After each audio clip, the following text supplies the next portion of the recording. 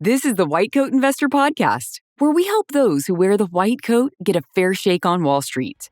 We've been helping doctors and other high-income professionals stop doing dumb things with their money since 2011.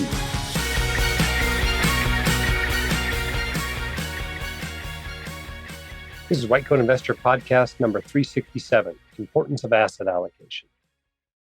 Today's episode is brought to you by SoFi, helping medical professionals like us bank, borrow, and invest to achieve financial wellness. SoFi offers up to 4.6% APY on their savings accounts, as well as an investment platform, financial planning, and student loan refinancing, featuring an exclusive rate discount for med professionals and $100 a month payments for residents. Check out all that SoFi offers at whitecoatinvestor.com/SoFi. Loans originated by SoFi Bank, NA, NMLS 696891. Advisory services by SoFi Wealth LLC. Brokerage products is offered by SoFi Securities LLC, member FINRA, SIPC. Investing comes with risk, including risk of loss. Additional terms and conditions may apply. Welcome back to the podcast. We missed you.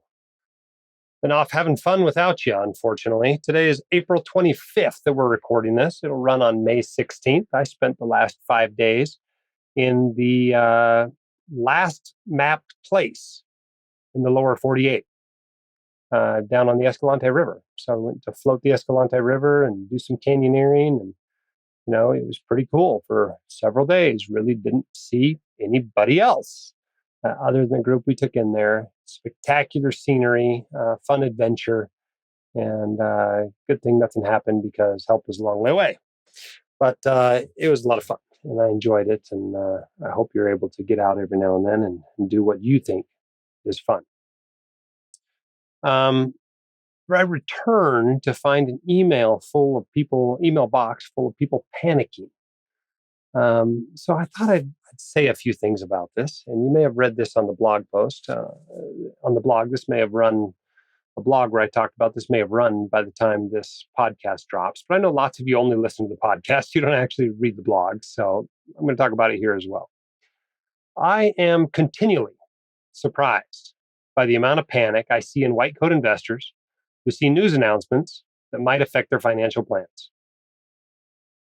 Please remember that there is almost nothing that needs to be done right now in any sort of reasonable long-term financial plan as a result of something you read in the news. You don't need to email me immediately wondering how this might change your financial plan. You don't have to know all the details tonight. As I tell our content director, we don't need to run a post immediately about these sorts of announcements. Sure, it might help our search engine optimization. We might get more web traffic from it. But we're not going to be able to compete with CNN and the BBC and MSNBC or Fox News when it comes to breaking news. You don't come to WCI because you want breaking news. You come here because you want an in-depth, opinionated discussion of what to do in your financial plan. Guess what? It takes time to get details and to form opinions. So have a little bit of patience with us.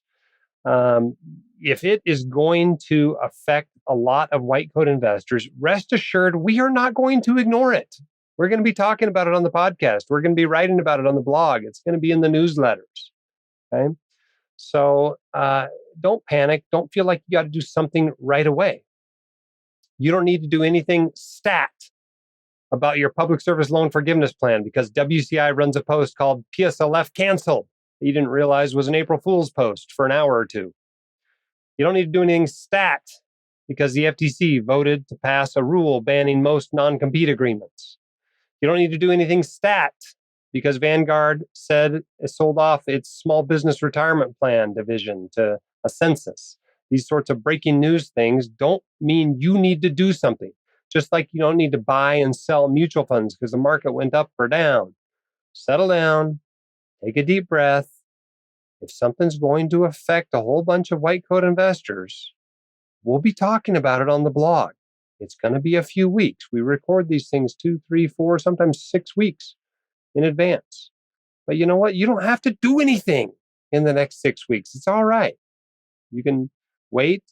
Let the details come out, let people think about it, talk about their options, and then act, right? It's a little bit like in medicine. You don't want to be the first person to adopt a new therapy. You don't want to be the last person to adopt a new therapy. You want to be in the crowd and doing it in an intelligent way. All right. So let's talk for just a minute, right? The FTC voted on this law to get rid of non-competes. And it's not in its final form. I can assure you of that, right? From the time they publish it in the Federal Register, first of all, it's 120 days before the rule goes into effect. But in this case, there's a lot of people that are not very happy about this, maybe most notably the Chamber of Commerce, right, which is an association of employers, because this is pretty clearly a loss for employers and a gain for employees in general, we think. And so it's going to go through some court cases. It wouldn't surprise me to see it go to the Supreme Court, right? And by the time it comes out of court cases, it might be a different party in control of the White House. And remember, anything that's passed by executive fiat, by an appointed director of the FTC can be unpassed by another appointed director of the FTC. So that's the downside, right? You've heard it takes an act of Congress. Well, the nice thing about taking an act of Congress is it takes an act of Congress to undo it. When something is put in place not through an act of Congress, it can be changed without going through Congress. So keep that in mind. It's probably not going to be in current format by the time it actually applies to all of our lives. So give it some time. I mean, if nothing else, you got 120 days. That's 4 months before it even goes to an effect, assuming it doesn't go to court. In reality, it's probably 1 or 2 years before we really know how this is going to affect you. So don't go like changing something in your financial life, in your career, at your job, because this thing just got passed, right? It's not in its final form. Same thing if you've got a Vanguard solo 401k, or as they call it, an individual 401k. It's the same thing, a solo 401k, individual 401k. This sale doesn't even close until the third quarter of 2024. So you've got at least 3 months before anything changes. And even then, it's not like it's changing dramatically. You're still going to have the same investments. Maybe you pay a little more in fees. Maybe you get a little better customer service, but there's no rush. You're going to be able to do nothing, and that will be an option. They'll just transition it from Vanguard to a census, and then you'll have a number of other options, right? And I'm writing a blog post this morning, actually. I stopped writing to record this podcast about the other options you'll have, as well as some specifics about the census. But it's not like this is some fly-by-night company that nobody's ever heard of. It's the biggest retirement plan company in the country, right? It's not some sort of Ponzi scheme the Vanguard sold you off to. They just realized they didn't want to run the charity they were running to run a small business, a retirement plan program, basically for free, and decided to concentrate on what they're better at and what maybe brings a little more money in into the business. So, don't panic. You don't have to run out and make some change to your plan. I come back from the wilderness and all of my WCI staff is talking about this stuff. And I'm like, give it a second. We don't have to get a post out tomorrow. And we don't have to, change all of our individual 401ks and all that sort of stuff. You got time. So don't panic when you see newsy things happen. Yes, they matter. Yes, they're going to affect your financial plan, but they don't have to affect it today. All right, enough ranting about that. By the way, we do 2 big webinars each year. One's a student webinar we do earlier in the year. The second one is the resident webinar. And this year, that's going to be on May 29th, 6 p.m. Mountain. Sign up at whitecoatinvestor.com/resident. I am going to give the presentation. I'm going to make Andrew with studentloanadvice.com come along with me and have him give the presentation he would give if your residency program flew us out there to give you a grand rounds. Okay, this is information directly to you as a resident, totally for free. I cannot go to all the residency programs in the country. Number one, I don't have the time. Number two, none of your programs will pay me to come. Okay, they call me up and go, hey, we'll give you a hotel room if you come and do grand rounds at our residency program. Well, guess what? I don't need a CV line. Right? If I had a CV, it would be like 50 pages of blog posts and podcast recordings and webinars and presentations, and nobody cares. I'm not an academic. I'm not trying to get promoted to full professor. I don't need a CV line. So I'm not coming out to speak to your residency program just because you'll buy me a hotel room night and won't even fly me out there or pay me anything to come. But what I will do is do one of these webinars once a year for all the residents in the country. And it's the same presentation. Yes, it's going to be over Zoom or whatever platform we use, but it's the same presentation, same information. It's live. We take your questions. I think for the student webinar, Andrew and I hung around for 2 hours afterward answering your questions. Just like, actually like doing this. This is my favorite part when I go talk to you in person. It's to stand around talking to you afterward about your life situations and answering your questions. So we still do that. You get almost the full experience. You don't get to see us in person, but we'll be there. We're going to talk about having a smooth transition to hit the ground running as an attending, understanding what you need to do with your student loans to minimize their cost, ensuring you have the right insurance protection in place and nothing more. Make sure you're saving and investing your money to reach your goals so you can spend the rest on whatever you like guilt-free, and really understand the basics of investing so you can start building wealth ASAP. Now, there's not a lot of things you have to do during residency with your finances, but there are a few things, and we're going to be covering those in depth. All right, sign up for that again, whitecoatinvestor.com/resident. It is May 29th at 6 p.m. If for some reason something comes up and you can't make it, still sign up, because guess what? We'll send you a link. You won't be able to ask your questions live, but you'll get to hear everybody else's questions live, or everyone else's questions. It won't be live, but the ones they asked. Okay, let's do a bit of an update, clarification. I don't know how much of it's a correction. This is just something we promised you. This is from episode 365. So 2 episodes back, 2 weeks ago. This is the one I did with, this was a Friends of WCI episode I did with Tyler Scott. We wanted to clarify 2 things with your HSAs. I was right about one. Tyler was right about the other. The first one was about saving your receipts, okay? Even if you aren't covered at the time by the HDHP, right? High deductible health plan, you can still use your HSA money, okay? So receipts can be pulled out later if you decided you're doing the stealth IRA thing with your HSA. You're going to wait 20 years and pull the money out using these old receipts. You don't have to be covered by an HDHP at that time. Okay, the other cool technique, which I think is way more interesting, that Tyler brought up that I'd never heard before, and I'm actually kind of disappointed with myself that I didn't know about this technique, because starting this year, this is super beneficial to my family. So I want to go over this. If you have a child that is over 19, but under 26, and they are covered under your high deductible health plan and no other plan, they or you, anybody can make a contribution, are allowed to contribute to a health savings account. This is in addition to your own family contribution to a health savings account. They can make their own contribution to their own health savings account, or you can do it for them. And you can contribute the family amount. Yeah, wild, right? $8,300 in 2024, you can put into your own HSA, and you can put it into your kids, your adult child's HSA, and your other adult child's HSA, and your other adult child's HSA. I mean, pretty soon I'm going to have 3 kids between 19 and 26. So I could make 4 HSA contributions, and you can help them start their lives out with a substantial HSA, triple tax-free account that can then compound tax-free for decades. Pretty cool, right? Seems like a pretty large loophole, but looked it up in multiple sources. It's there. It's legal. Might as well take advantage of it. You know, there's a lot of things about 529s and HSAs that I'm not sure people really thought through completely before passing these laws and these rules. Maybe they'll change in the future, but for now, that is the law. Pretty cool, right? Okay. Let's take some of your questions. That's what you come here for. Here's a philosophical question. I'll have to speak by. Hey, Dr. Dolly. This is Leo Reep, a 34-year-old oncologist from the Midwest. Thanks for all you do. You've been beyond instrumental in my financial knowledge and understanding.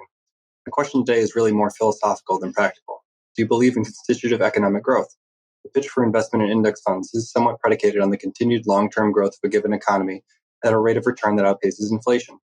Individuals often quickly point to the historical Dow Jones or S&P 500 index with the subtext that it would be ludicrous for it to not to continue to go up over time. However, historically, from a much more global macroeconomic perspective, and over a much larger time scale than 100 to 150 years, No economy has ever displayed constitutive economic growth ad infinitum. Given our America's arguably late current position within its long-term debt cycle of the dollar, do you think that this understanding should influence someone's investing perspective over their lifetime? While short-term debt cycles are volatile and unpredictable, long-term debt cycles have modestly predictable features that allow one to identify where a country exists along the long-term debt cycle spectrum. Some of the best literature I can find is Ray Dalio's book, Principles for Dealing with the Changing World Order. While I know that the immediate answer has to do with sticking to one's written investment plan and that our crystal ball is cloudy for the future, it seems prudent to ask these questions, particularly as a young investor with a long investment horizon. To be clear, I'm very pro-index funds, invest in them regularly, and understand their merits. Just interested into your thoughts regarding this. Thanks again for all you do. All right, great question.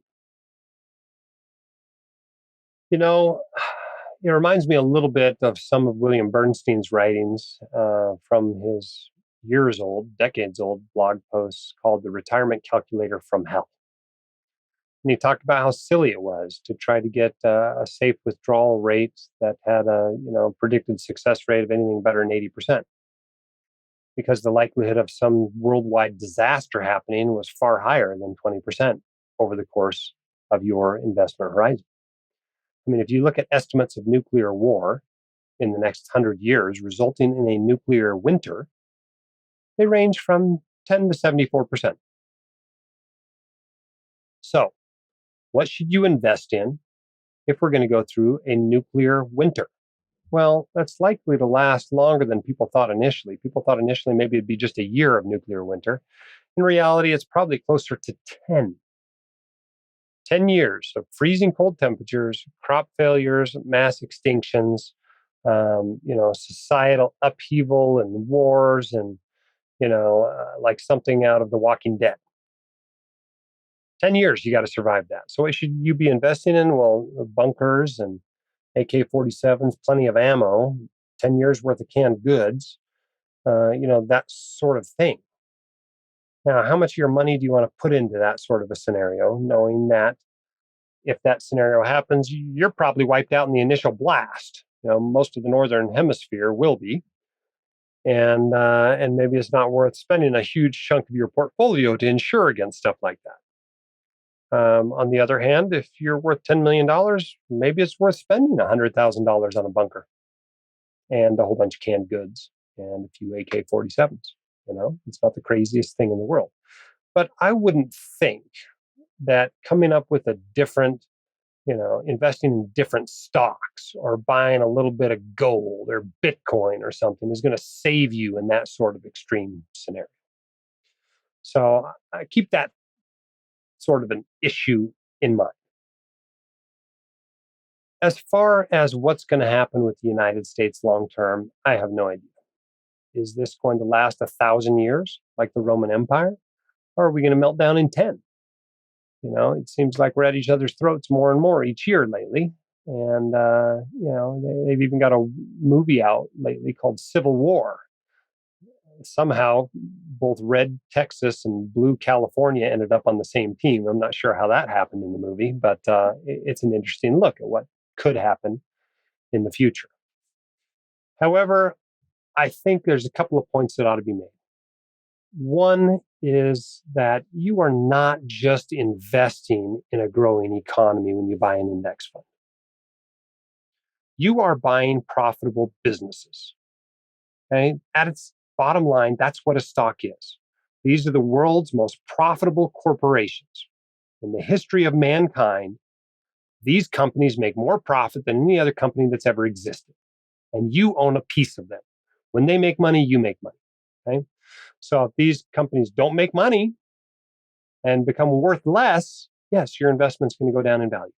If there are fewer people to sell iPhones to, Apple's going to be worth less. If people stop wanting iPhones for some reason, Apple's going to be worth less. Or Tesla or Exxon or whatever, right? Whatever these companies are. But don't forget that you're not just investing in the economy in some sort of vague, broad way. You are practically buying companies that make money.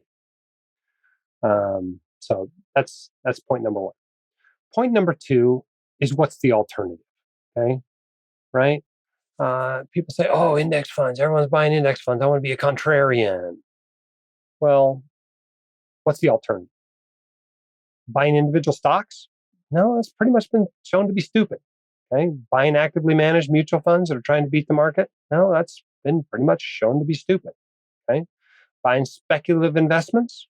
Okay. Putting your money in gold or empty land or Beanie Babies, Bitcoin, whatever. Well, maybe you make money, maybe you don't. That's the problem with speculative investments, is they're speculative. They 100% depend on somebody else paying you more for them later than you paid for them.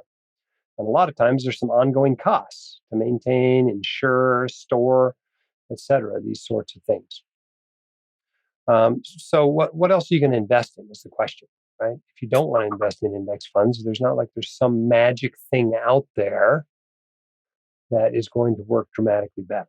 So if you want to hedge your bets a little bit, if you want to take 10% of your portfolio and put some of it into Bitcoin, some of it into gold or whatever, short the market, I don't know, who knows, some sort of hedging strategy, go ahead and do that, right? But would I put 75% of my portfolio in there? No. I think when you're starting to do that, you're going down the road of, somewhat prepper type, extreme views on the world future. And guess what? If you go back and look at a history of that, it doesn't end well most of the time. Those people are wrong almost always, right? Wrong. Maybe they're right eventually, 280 years from now, after your great-grandchildren have died. Maybe they're right. But most of the time, these people are wrong. They're wrong for a long time, and it costs them a lot of money. And in a lot of cases, it results in them not being able to have as nice of a life as they could have had if they had stuck with a little bit more conventional strategy. Hope that's helpful to you. All right, so let's take a question from John, a little bit more nuts and boltsy about the asset allocation. Hi, Jim. This is John from New Jersey. My question concerns the mechanics of adjusting asset allocation. Currently, I am invested 100% in equities per my investment policy statement, but will add bonds next year when I turn 40. I'm concerned about the market dropping right before I adjust my asset allocation, which would cause me to sell equities low. What do you think of tying the reallocation to the market trend rather than strictly age? For example, say I want to have a 20% bond allocation. If the Vanguard Total Stock Index Fund is within 1% of its all-time high, I would rebalance all at once when I turn 40. If not, I would stay with 100% equities for another year. If it is still not within 1% of the all-time high when I turn 41, I would rebalance halfway to 10% bonds. In another year at age 42, I would finally rebalance to 20% bonds no matter what the market is like. I feel like this would improve my chances of selling equities high since stocks are more likely to be up over a longer period of time. However, this seems like a form of market timing and obviously would be disadvantageous if there is a prolonged market downturn. Thanks for your help. All right, John, great question. How do you adjust when you decide you're going to adjust? Number one, first of all, I would do it in advance, not in some sort of emotional way while watching the market move around. And I would put it down, written in your plan. That plan, as you've outlined, is fine. It's fine. Put it in your written investment plan and follow it. I don't have a problem with that. But trying to do it based on how you feel about the market one day, I think is a mistake and allows your behavior and your feelings to overcome logic. Obviously, this can work out badly to follow your plan. You might be better off just doing it all at once, in a prolonged downturn or whatever. And so you could get burned either way. So either way is fine. You might come out ahead, you might not. But I would make it automatic as much as you can and emotionless. And I would write it down on paper and I would follow it no matter what happens. And that's the most important thing when it comes to a long-term investing plan is sticking with it. That matters way more.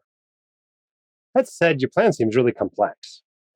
And there's a lot of benefit to simplicity, right? I'm reminded of this all the time when I talk to Katie about stuff. I'm always wanting to add complexity to our financial plans and to our investment portfolio. And she's like, why do we need to do that for? And she's right. We don't have to. So don't add more complexity than you have to, right? A lot of us, those of us who listen to this podcast every week, are optimizers. This is a hobby for us. We like to play with our money. You don't have to play with your money. Okay, you can just make these changes, make them once and forget about it for the next year.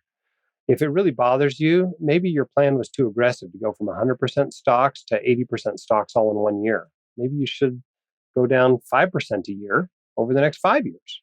Maybe that would make it so it didn't bother you so much to make the change all at once. Just a thought. Okay, another question about long-term investment plans and asset allocation. I am a do-it-yourself investor, and I've been out of residency for about 2 years, and I've been investing for about 5 years total. I have a written financial plan, and I set my reasonable asset allocation when I first started investing. I recently used your blog post on using the XIRR function in Excel to calculate returns, and I just did this for the first time with my portfolio.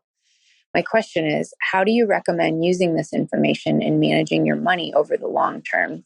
Since you and other experts recommend setting a reasonable plan and sticking with it, it seems like doing these calculations periodically should not necessarily influence any changes in my asset allocation.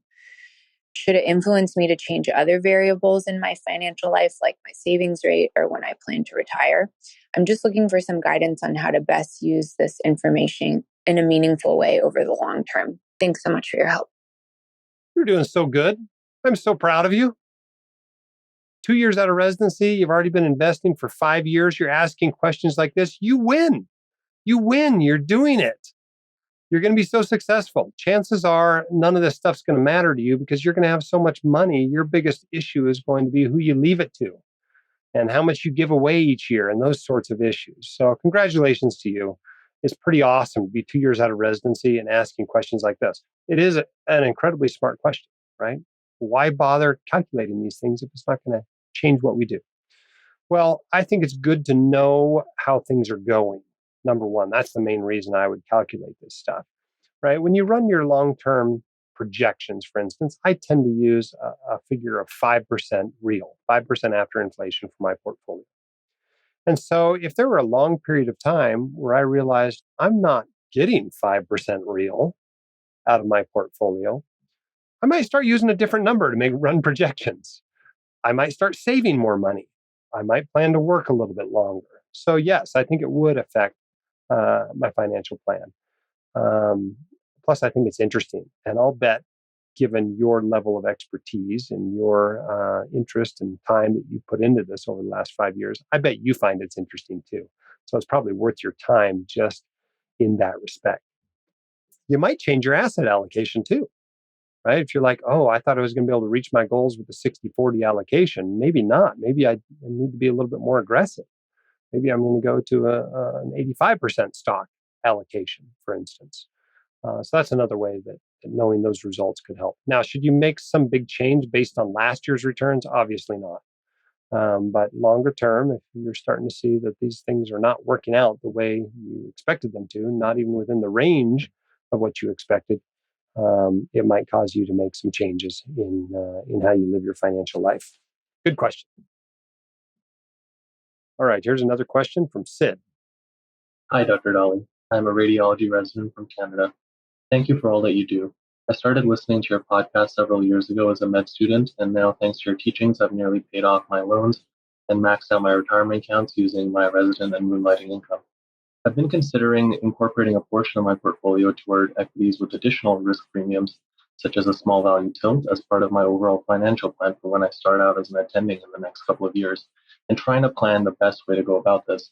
I've considered investing in VBR, which is the Vanguard Small Cap Value ETF, accepting that this will only cover the US market, versus some kind of international small value equity ETF, versus a more actively managed ETF from Dimensional or Vantis. How should one go about choosing between these? And specifically, why are the Dimensional and Vantis funds so popular if they're actively managed anyway?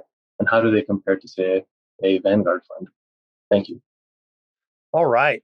Man, a lot of winners out there today. Those of you out there who are hearing these questions and you're like, who are these people? They're residents and they already know this stuff. They're going to do so well. Don't feel bad. Okay. If you're 40 or 50 and you're like, what's an index fund again? I can't keep it apart from my 401k. These are people who have really taken a deep dive and really become financially literate, and they're asking hard questions. These are questions that don't necessarily have right answers. Okay. Small and value are factors.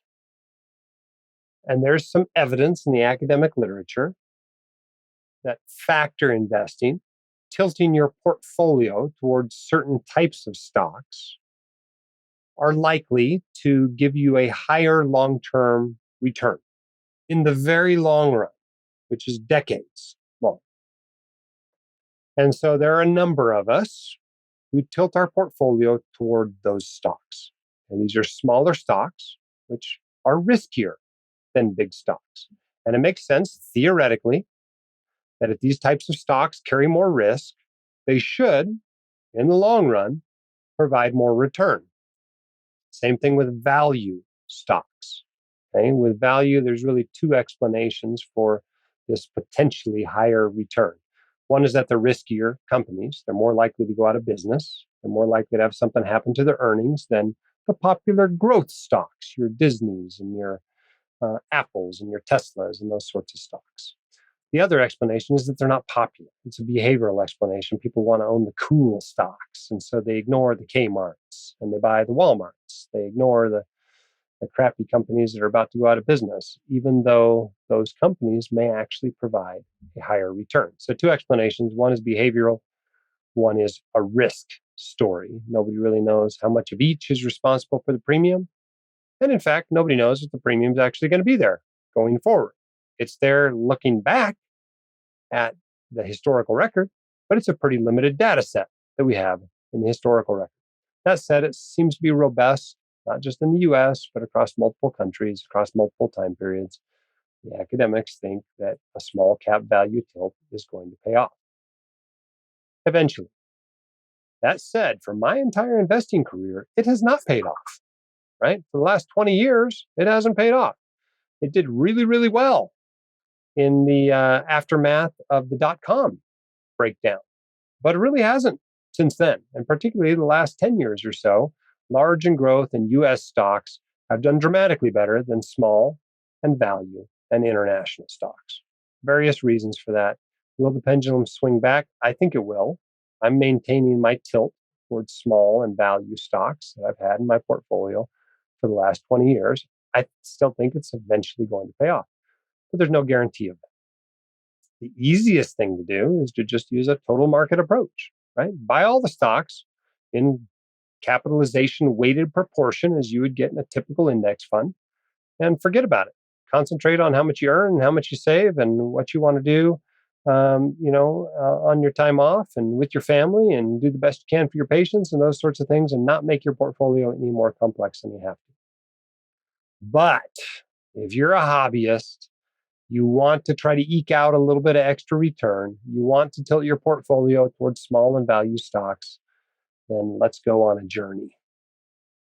I've got a number of blog posts, and I think that's the best way to really learn about this stuff is the blog posts. It's hard to really get all the detail in there that you need, including charts and visuals and stuff, in a podcast format. I'd recommend going to a blog post that was published last October called "Which Small Cap Value Funds Are Best for You?"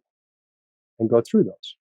And in that post, I explain about Avantis and DFA. For those who don't know, Dimensional Fund Advisors, DFA, is a company that's been around for a long time and believes in this small and value stuff, and has said, well, are there any ways we can tweak index funds and make them slightly better?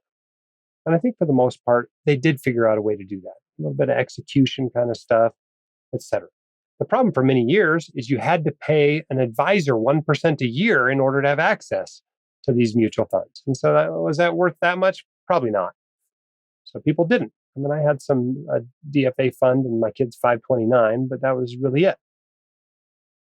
Well, a few years ago, some people at DFA decided, we really need to get into ETFs and just sell directly to people rather than only distributing our funds through advisors. And so they decided, okay, we're not going to do that. Go away. And so a whole bunch of people left the company and they started a company called Avantis. Basically uses the same methods, very similar methods of investing in factors that they did at Dimensional. And they offer, you guessed it, exchange traded funds or ETFs. Well, Dimensional said, I guess we do have to do it. So they pumped out some ETFs. So now there are ETFs made by Dimensional, made by Avantis that use these techniques, right? The way they describe it is they say, well, we have a passive philosophy, but active implementation of that philosophy. Whereas a Vanguard broad market index fund has a passive philosophy and a passive implementation of that philosophy. And so is it active? Is it passive? Well, it's a little bit blurry, right? They're still low cost. And that's the thing that matters the most. That's why passive investing works, is because it costs less. As Jack Bogle would say, it's the cost matters hypothesis, not the efficient markets hypothesis that matters. And so by keeping your costs really low, you can maybe eke out a little bit of advantage and actually end up beating the market by a little bit. So Avantis hasn't been around very long. The track record looks really good for what it is, but I think it's 3 or 4 years long for most of these funds. But a lot of the people that are into these small and value tilts, they have now gone to these DFA and Avantis ETFs rather than the corresponding Vanguard small and value funds. I am one of them. I changed at some point in the last year and a half. It's a gradual change for me because this is in mostly in a taxable account. So there are tax consequences to me changing, and I'm not going to realize capital gains to change. I don't like them that much. But as I slowly give away to charity appreciated shares and buy new ones, I'm buying Avantis and DFA. My primary holding are the two Avantis ETFs. There's one that's for the US, a small value fund for the US, and a international small value fund for the overseas markets. That's what we're using. As we need to tax loss harvest, we use the DFA alternatives. They're very similar, but I like the Avantis slightly more. Hope that's helpful. Hope the rest of you didn't go to sleep as we spent our time out in those weeds. You do not have to invest with Avantis or DFA to be successful, just like you don't have to invest in real estate to be successful. If you want to try to eke out a little bit more, it's something to consider. All right, let's do our quote of the day. This proverb says the art is not making money, but keeping it. There's a lot of truth to that. Okay, another question from Sam the intern, who we've heard from before on the podcast. Hey, Dr. Dolly, this is Sam the intern. Thanks for all you do. I have a quick Vanguard question for you. So I have a brokerage account where I have some money invested in the Vanguard Federal Money Market Fund. And then my settlement fund is also the Vanguard Federal Money Market Fund. When I went to withdraw funds, I had to sell my shares of the money market fund so that the money got put into the settlement fund, which is also in the money market fund, before I could withdraw them. Am I crazy here? Is there any advantage to actually purchasing the money market fund shares versus just having everything sitting in a settlement fund? I appreciate your thoughts. Thanks so much. No, there is no advantage. Just leave it in the settlement fund. I think they do that more as historical accident than anything else. There was a time when you did do that. There are some brokerages where you have to do that. You have to invest it specifically into a money market fund, or it just sits in a sweep account, a settlement fund that's paying you 0%. I think Schwab pays 0%. That's how they keep their commissions at $0, is because they're making money on your cash. Vanguard, and this is one of the best things about Vanguard, I think, when you don't have your money invested, it's making right now like 5.25%, which I think is pretty awesome. But no, you don't have to specifically invest it into a money market fund at Vanguard to do that. Now, keep in mind your settlement fund is generally that federal money market fund. So if that's not the money market fund you want to use, if you want to use the Treasury money market fund because you're in a high tax state like California, or you just trust treasuries more than the debt to other federal agencies, or if you want to use the municipal money market fund, you're going to have to buy that and sell that deliberately. You can't just use that as your settlement fund. So keep that in mind. But in your case, when you're using the federal money market fund anyway, you just leave it in the sweep account. It's fine. All right, next question is from Brandon. Hey, Jim. Brandon from California. I have a question that's been asked before on the podcast, but I figured I'd ask it in a slightly different way in case you might give a different answer. In the hypothetical situation where you have a young investor who has 100% confidence and discipline to maintain an aggressive asset allocation in a bear market, would you still recommend holding some percentage in bonds for diversification purposes in case bonds outperform stocks and equities in a 40 to 50-year investing horizon? Thanks so much for what you do. Sounds like you have a pretty good understanding of the underlying issues. Yes, we expect stocks to make more than bonds in the long term. assuming you can stay the course and not panic sell out of them. But there is the possibility the bonds will outperform stocks, even in the very long run. And that's one argument for having some bonds in your portfolio. Not only to reduce the volatility and make it a little easier to tolerate the ups and downs of the market, but also just in case bonds work out better in the long term. You can do what you want. There are white coat investors that have 100% stock portfolios. There are white coat investors who are very young, who started with bonds in their portfolio and still have bonds in their portfolio. I've always had bonds in my portfolio from the very beginning. I like that. It works for me. In big, nasty bear markets like 2008, I was really glad I had some money in bonds. I do think it's folly to assume that this is a brain thing and not a stomach thing. Until you've been through a big, nasty bear market where that money you could have spent on a kitchen renovation disappeared, I'm not sure you really know what your risk tolerance is. So I would encourage you to have an asset allocation that's a little bit on the more conservative side until you go through a bear market or two, and you're sure that you can handle an 80% stock or 100% stock portfolio. The other thing to keep in mind is there's no hard limit at 100%. You can borrow money and have an asset allocation that's actually more than 100%. And in fact, most young investors actually do because they have so much money borrowed. You got $400,000 in student loans, and you got a $300,000 mortgage, and you owe $20,000 on a car, and you got $10,000 in credit card debt, and you got a $50,000 portfolio. Your asset allocation is actually really aggressive if you count all that debt toward it.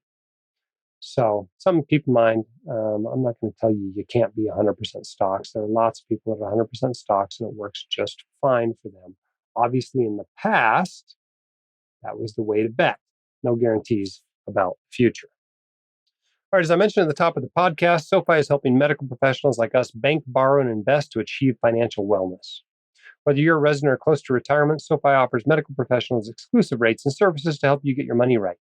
Visit their dedicated page to see all that SoFi has to offer at whitecoatinvestor.com/SoFi. One more time, that's whitecoatinvestor.com/SoFi. Loans originated by SoFi Bank, N.A., NMLS 696891. Advisory services by SoFi Wealth LLC. The brokerage product is offered by SoFi Securities LLC. Member FINRA, SIPC. Investing comes with risk, including risk of loss. Additional terms and conditions may apply. Don't forget about our resident webinar. It's May 29th, 6 p.m. Mountain. whitecoatinvestor.com/resident is where you sign up. We will help you with a smooth transition to hitting the ground running as an attending, and make sure you have the important financial steps you must take as a resident completed. This is the presentation I'd give to you if I was able to come out to your residency and do a grand rounds. Again, whitecoatinvestor.com/resident. Thanks for those leaving us 5-star reviews and telling your friends about the podcast. A recent one came in from Rasa Bayaga. He said, a must listen for all physicians. Dr. Dolly is truly serving the people who serve by sharing his knowledge regarding all things financial. I've been listening to the podcast nonstop since I've discovered it a few months ago and cannot believe the amount of information I've not only learned, but retained due to the accessible nature of the podcast. Thank you, Dr. Dolly. 5 stars. Thanks so much for that great review. It's very kind of you. All right, that's it. We've come to the end of another podcast. We'll see you next week. Until then, keep your head up, shoulders back. You've got this, and we can help.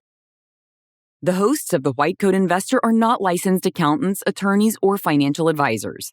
This podcast is for your entertainment and information only. It should not be considered professional or personalized financial advice. You should consult the appropriate professional for specific advice relating to your situation.